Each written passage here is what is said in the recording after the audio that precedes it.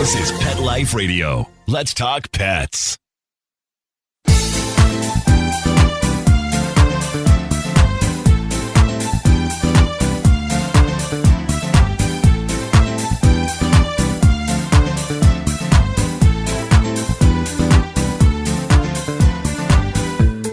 Welcome back to 19 Cats and Counting Reboot. We're here on Pet Life Radio. I am your host, Rita. I'm a certified cat behavior trainer. I'm here today with Dr. Rachel Geller, and I love when she comes on our show. We're going to talk about some interesting topics today, but first, let's go to a little commercial break. We'll be right back. You know the expression, cats have 9 lives. Well, what if you can give them one more? The Give Them 10 movement is on a mission to help give cats an extra life. How? With spay and neuter. Spaying or neutering your cat helps them live a longer, healthier life. And it helps control free-roaming cat populations too.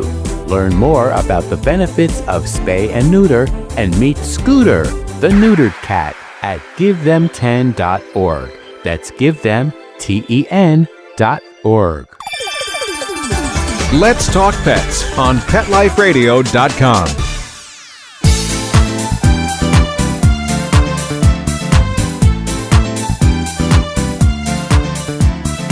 And we're back with 19 Cats and Counting. Again, we're on Pet Life Radio. I'm your host, Rita Reimers, and we're here with Dr. Rachel Geller. We're going to talk about a host of things today, but I think the main topic we're going to talk about is cats and babies. Is that right, Rachel? That sounds right. That's been in my mind lately because I just won, yay, an award through the Cat Writers Association for my video. Oh, awesome. The topic, your cat and your new baby. So I think it's a timely topic for me, as well as the fact that it will be out there on the internet for people to view. I love that. We get some clients calling us because their cat has a behavior issue already, and then they'll go, oh, by the way, I'm pregnant. So it's nice to know more people are realizing just because you have babies or have kids, you don't have to give a cat. That's such a myth. You do not. There are so many things that you can do to keep your cat, and not only keep your cat, but prepare your cat ahead of time. Let your cat know something is going to be changing. You know, you've known about this baby probably for a few months or so, but from your cat's perspective, suddenly in one day, her whole world is turned completely upside down. So I really focus on helping people do things to help prepare before the baby comes, as well as techniques while the baby is there. I so agree with that. I think sometimes, though, some cats can sense the hormonal changes when you get pregnant. Isn't that true? It is very true. You know, unlike you or I, you know, if somebody's having a stressful day or somebody's excited, I can't smell their hormones or their adrenaline. But our cats can. So they do know when there are changes about. They know when we are upset. They know when there are changes in our physical bodies, but still, even with all of that amazing perception, they really are not anticipating a whole other living being entering the household.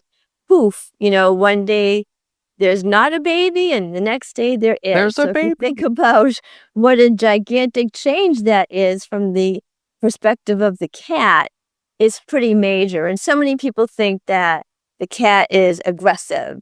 The cat is jealous. But the truth is, the cat is really just a little confused and needs some help figuring it all out. Cats don't like change anyway. But there's so many myths around having cats around babies specifically.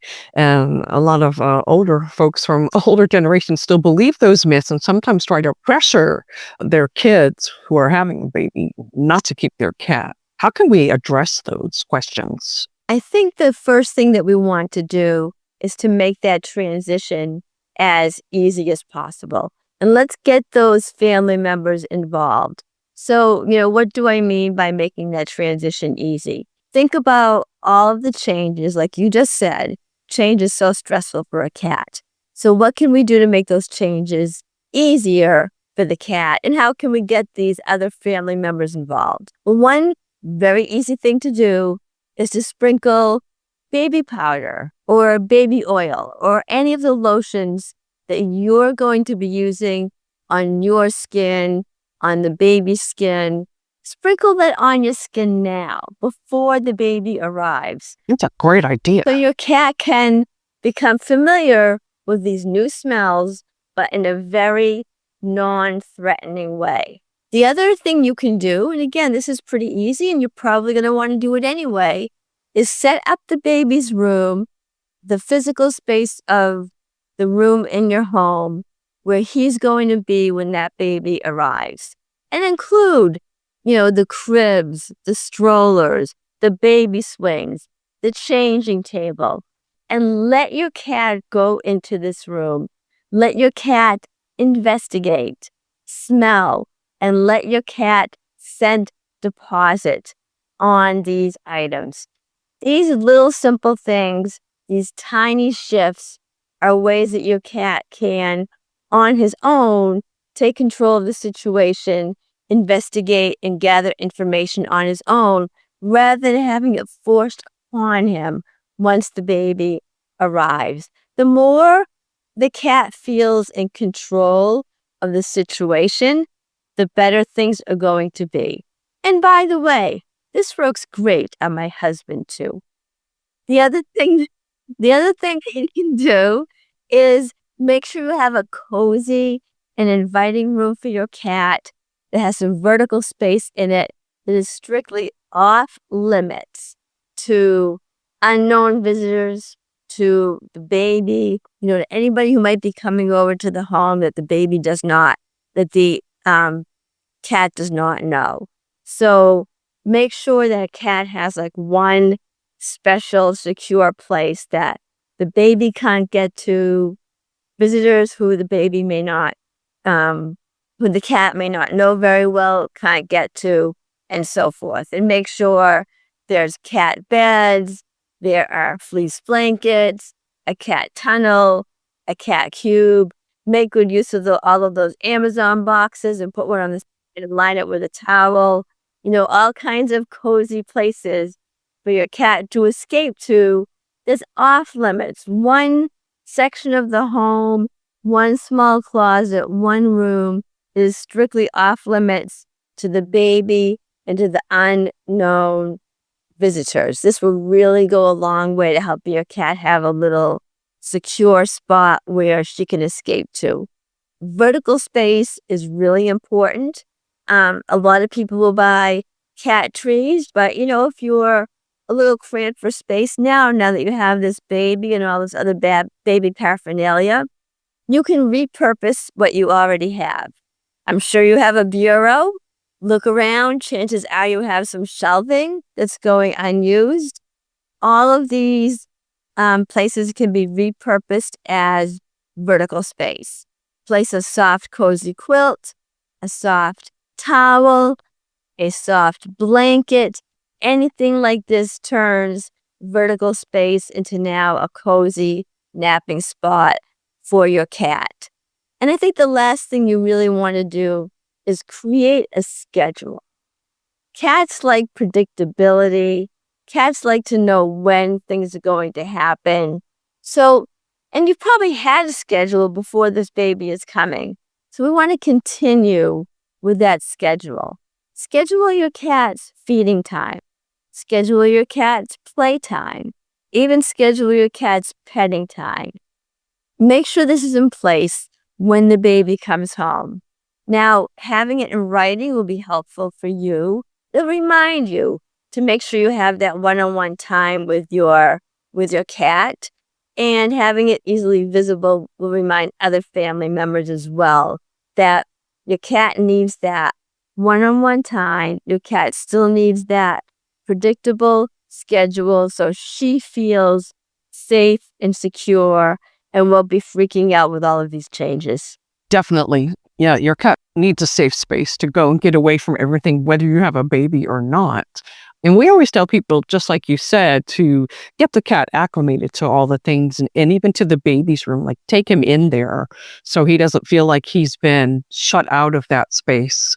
And when the baby comes, you can even put up like a temporary screen so the cat can see in. You can hear the baby, but he won't be bothered by the baby. Yes. And if you have a cat who is bothered by noise, we were just talking offline about cats who are scared of vacuum cleaners or scared of intermittent noise. One thing you can do as well before the baby comes is use your iPhone or, whatever smartphone or device you have and create an audio recording of a baby crying. It can be any baby or, when your baby comes, you can use that too. But create an audio file of a baby crying and start off at a volume that's soft enough that the cat might orient to the noise, but isn't afraid of the noise. So she'll look to the noise. She's not running away. That's our starting point. And each day, build up the volume and how long you play it bit by bit. So first we'll start at that beginning where it's not too loud. She's just interested in it, doesn't freak her out. And then the next day, maybe we elevate the volume a little bit, play it a little longer. The next day, we elevate the volume even a little more, play it even a little bit longer. And this way, we can desensitize the cat to the idea of the sound of crying. And when we desensitize a cat to anything, that's kind of like a big fancy word that means the cat gets used to it. So when she hears the same noise every day and nothing happens, the sky's not falling down, the world's not coming apart, she realizes okay, that noise is okay. And that's a really super way to get a cat used to those intermittent, cries and screams that she might be hearing from the baby. That's definitely something I suggest as well. I also suggest when you first start doing that, praise your cat. I'd say some word association like, oh, is that the baby? Praise your cat, give a treat. So maybe he starts associating a treat and praise with hearing the baby cry. What do you think about that idea? I love it. I think anything positive, anything the cat finds pleasurable, your voice in a soothing tone, your voice in a loving tone, treats, praise, affection, brushing, catnip, whatever your cat loves. Anytime you can create a positive association between what is going on with the baby and your cat, that's terrific. Our goal is for your cat to say, now that I think about it, whenever that baby is around, I'm getting some pretty delicious treats. Maybe that baby's not so bad after all. There's all kinds of ways we can create these new positive associations between the cat and the baby. So the baby absolutely does not need to be viewed as a negative addition to the home. Yeah, definitely. So how would you suggest, I know there's so much more we can talk about here, how would you suggest we make the future grandparents more at ease about having the cat around the baby? I think, somebody in the home needs to take the lead. So whether it's mom or dad, big sis, big brother, if there's somebody in the home that has a particularly great relationship already with the cat, that might be the person who is going to want to sort of rope in grandma and the grandfather. And one thing I really suggest, I think is a very powerful tool for bonding, is interactive play with a wand toy or a fishing pole toy. And what I usually say is, whoever this family member is, the one that tended to play with the cat the most, let that person conduct a play session with the wand toy, making sure the cat's getting all kinds of fun captures. We're really simulating a hunt. We're really simulating prey. Sometimes the prey is up. Sometimes the prey is down, hiding, scurrying. We're really making the game fun. And then we're ending the game with letting the cat get that final capture and then eat something at the end. He captures the prey, and now he gets a little bit of a treat or food. And maybe the first couple of times we have these sessions, the grandparents just sit somewhere in the room and kind of watch what's going on. But then I'd like the grandparents to graduate to standing next to the family member who is conducting the sessions and have the family member now conduct the sessions with the grandparents right there. And then when that's going okay, let the grandparent hold the wand toy, conduct the session, but let the family members still be there for familiarity. And eventually, what we love is for the grandparents to conduct the sessions all by themselves. Nobody else needs to be around to help. They're going to simulate the hunt, trigger the prey drive, carry that cat through the hunting sequence, all kinds of multiple captures, all kinds of scurrying about. Sometimes the prey is playing dead, sometimes it's popping up and running away from the cat. Eventually the prey gets tired, winds down, losing energy, getting injured. The cat captures the prey. The grandparents fill out the treat. The cat is feeling so happy and proud and content. I'm master of my kingdom. I'm the queen of my territory. I'm the ruler of my home. I'm the grand conqueror.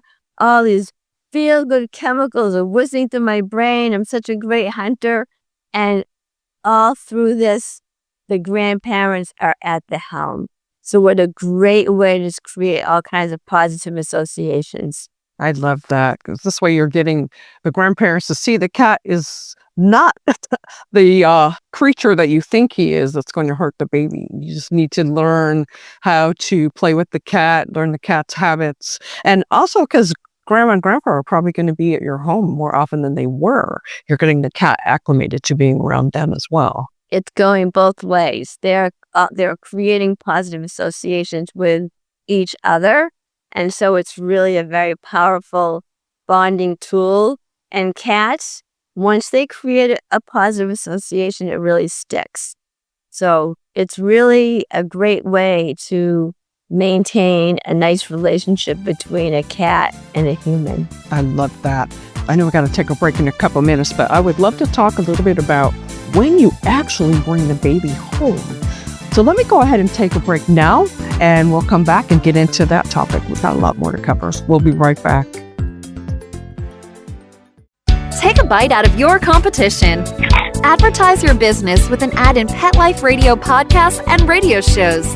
There is no other pet-related media that is as large and reaches more pet parents and pet lovers than Pet Life Radio. With over 7 million monthly listeners, Pet Life Radio podcasts are available on all major podcast platforms. And our live radio stream goes out to over 250 million subscribers on iHeartRadio, Odyssey, TuneIn, and other streaming apps. For more information on how you can advertise on the #1 pet podcast and radio network, visit PetLifeRadio.com/advertise today.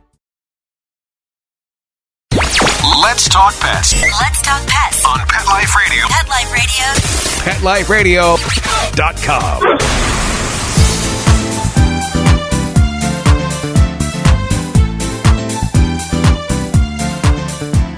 And we're back again with 19 Cats and Counting with the wonderful Dr. Rachel Geller. And we are talking about when you bring a baby home and you already have cats, how do you get them to get along? Now, one thing I like to recommend when somebody's bringing the baby home to actually meet the cat is maybe to bring something back from the hospital, maybe a receiving blanket or something that's been around the baby before you even bring the baby home. Cats are so scent oriented that they can start smelling the baby right away. What do you think about that idea? Yes, I mean, scent swapping is such a great way to get cats to acclimate, to if you're reintroducing or introducing cats or cats to other pets or cats to new babies. Cats recognize each other by scent, not by visual. So starting off with scent swapping is such a brilliant idea, a great way to do it. And again, it gives the cat a sense of control over the situation. The cat can investigate on her own time. The cat can investigate at her own pace. And all of these are really important to a cat. When a cat feels like something in her world is up for grabs or something in the world is being forced onto her, that creates stress. And as you mentioned right at the beginning of the show, cats do not react to stress well at all. So keeping the stress level low is really important. So yes, just we talked about, letting the cat investigate the baby's room, the baby's paraphernalia, the baby's clothing, the baby's diapers, the baby's wipes, towels. Anything that has that scent on it is going to be really, really helpful to give to your cat and to let her investigate, scent deposit, learn about all in her own time. So yes, when you bring the baby home, all of this stuff that you can provide for your cat is really important.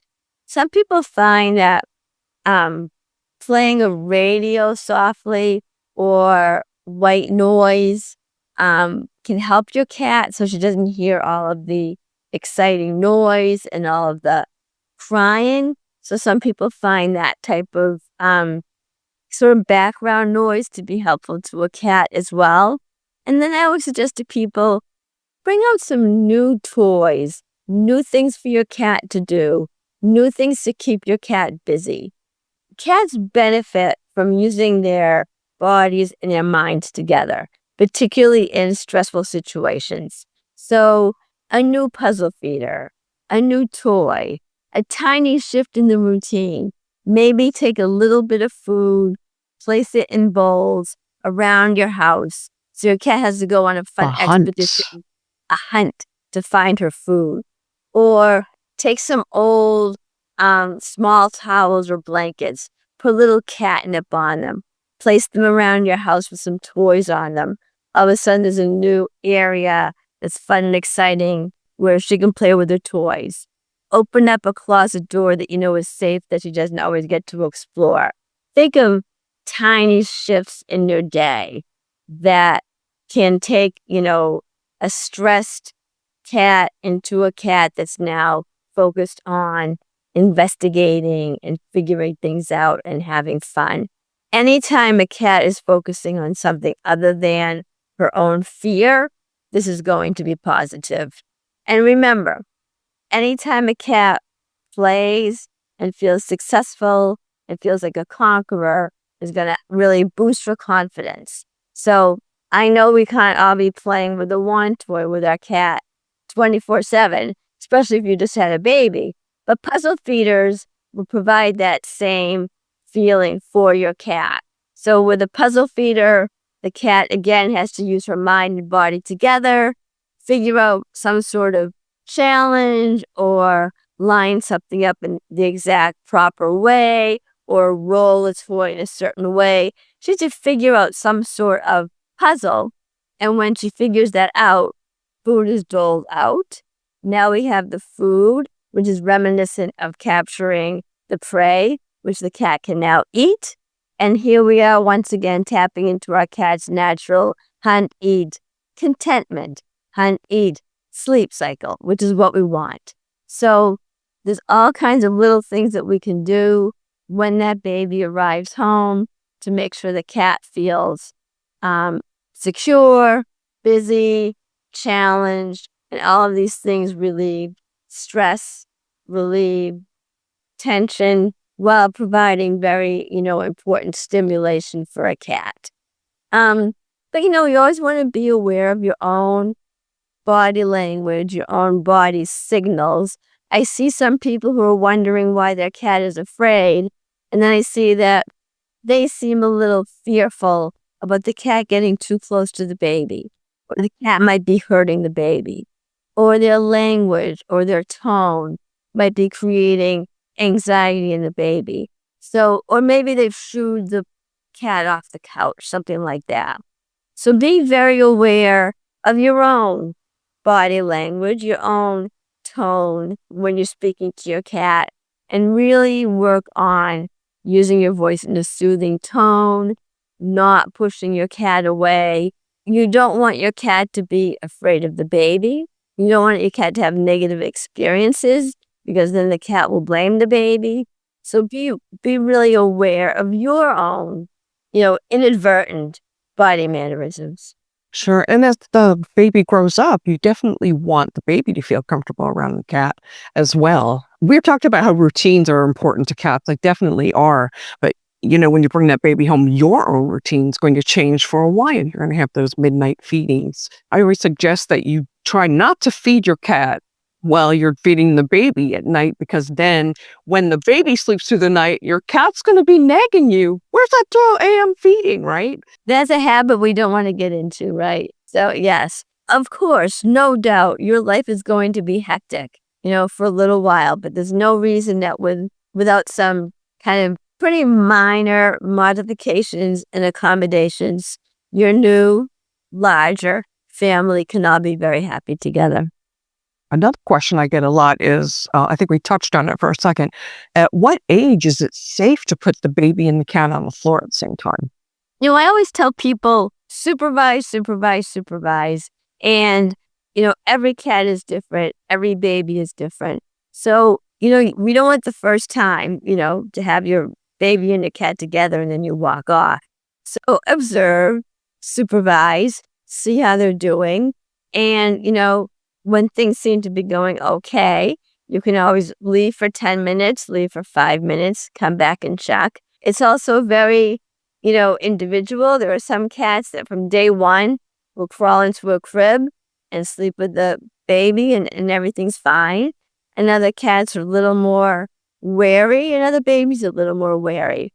But, observe what's going on in your particular household. But the best rule is never go from, 0 to 60. Even if something seems like it's going okay, try it first, like for 5 or 10 minutes. Then the next day, maybe try it for 15 minutes. Let both the cat and the baby sort of have an easy transition into being together. Small steps. Small steps. Talking about the baby in the crib, that's where a lot of myths come in. That the cat's going to smother the baby or smell the milk on the breath. That's just totally not true. That is so not true. I wish I knew where that came from because it doesn't seem like it makes any sense to me. But regardless, go slowly. Just always think gradual, incremental, a little bit at a time. And as in anything, if you present something to anybody a little bit at a time, people will get used to that idea. Most cats naturally want to cuddle with babies just like they want to cuddle with us. They want to be close. They want to be part of the family. And babies instinctively like cuddly, cute things. So it's a perfect marriage when you think about it, but you need to supervise. You need to make sure everything's okay. And, you wouldn't leave your baby alone with almost anybody anyway. So kind of common sense and just make sure you follow those same rules with your cat and your baby. Baby crying can sound a lot like kitten crying. I've seen videos with cats reacting to the baby cry, wanting to stop the baby from crying and comfort the baby. They're so sweet. Yes, and I've seen kittens want to suckle on the baby's blanket because it's reminiscent of those smells and that age. So, sometimes we're not so different. And it's true. Yeah, it's kind of cute. Where can people go to see your award-winning video? Is it on your website or YouTube? Yeah, so my award-winning video, it's on my YouTube page, and it's also on my website, and it's called Your Cat and Your New Baby. And if someone has trouble finding it, they can always email me through my website, drrachelcatbehavior.com. I love that. Any last words of wisdom about that before we talk a little bit about your upcoming book? Of course, I always have a word of wisdom, Rita. What kind of question is that anyway? I would just say in general, when you're trying to get your cat, used to your new baby, facilitate interactions that seem to come naturally, but don't push anything. So you don't have to carry your cat into the baby's room. You don't have to carry the cat over to the baby. Conversely, if the cat seems interested, let the cat go, supervise, reward with a treat for good behavior. So when you see naturally occurring interactions, facilitate those and reward those, but don't force any interactions. Oh, definitely. That nothing can stress a cat out more that you force them to do what they're not ready to do. Oh, yes. In these matters, we always have to go with the cat's pace. Definitely. So I know you're writing a book. I don't know if you're ready to talk about it yet, but I am so looking forward to it coming out. What can you tell us about it, when it might be coming out, and what is it about? Well, I might even have like a mock-up of the cover. I do. So it should be coming out maybe. Here it is. All cats all the time. Cats all the time. Is that the name of your 501c3, right? It's the name of my nonprofit. All cats all the time. More of what I know about cats. I love it. I'm going to read that. And you can see it's a pretty big book. So I'm hoping I'm on my third round of edits and read-throughs now. I think this is going to be the last set. So I think I'm getting very close. I'm hoping maybe by the end of the year, we're signed, sealed, and delivered. I still need a cover. I still need some pictures, but we're getting there. I think one of the limitations of my first book was it was kind of like an overview, more of a lighthearted look at cat behavior and an overview of how you can solve basic cat behavior problems. But it wasn't like a full-out, step-by-step manual to solve cat behavior problems. And that's more what this is going to be. That's so it's been a lot of work, but I think it's coming along, and I am really, really excited about it. Well, I give you a lot of credit. I mentioned I've been trying to write a cat behavior book for 15 years. It's a very hard thing to do. It is. To put everything in your head down on paper in a cohesive way is not an easy thing. I hope it comes out by the end of the year in time for Christmas. That would be wonderful.